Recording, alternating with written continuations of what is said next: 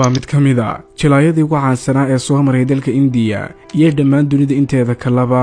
waa jilaa iyo film soo saare waa jilaaga ugu taajirsan dalka India waxa loo yaqaanaa aabaha jacaylka magaciisa dhabtiina waa Shah Rukh Khan amba SRK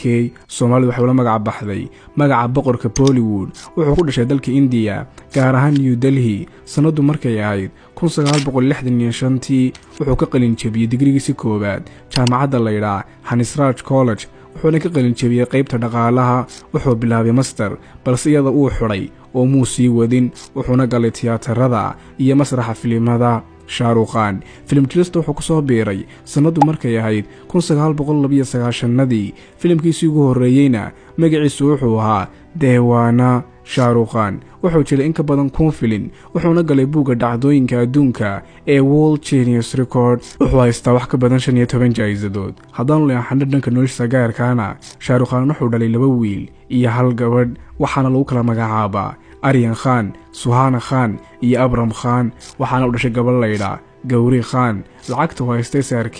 waxa lagu qiyaasaa inay dhan tahay 850 milyan oo dollarka Mareykanka haddaba adigu daawade ninkan magacii ayaad u taqaanaa Sewake filimka ugu jeceshay filimadiisa commentiga hoose igu sheeg hanay loobin inaad like saarto muuqaalkan sidoo kale aad nagula saaxiibto barteena TikTok iyo barteena YouTube